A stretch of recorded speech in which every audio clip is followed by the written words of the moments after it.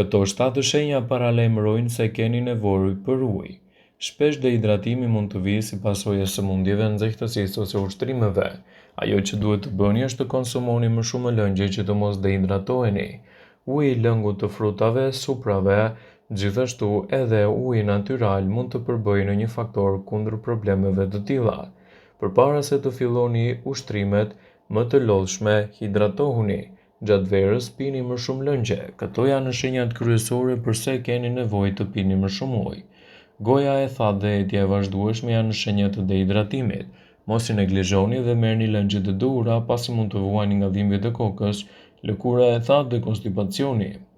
Urina bëhet me të vërtetë e verdhë. Ngjyra e urinës është tregues i rëndësishëm i shëndetit. Ndryshimi i fortë i saj mund të përbëjë një faktor tregues për mungesën e ujit.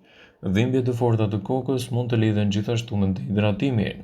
Lëkura juaj mund të bëhet me thatë e plasaritur dhe me shenja të rrullave.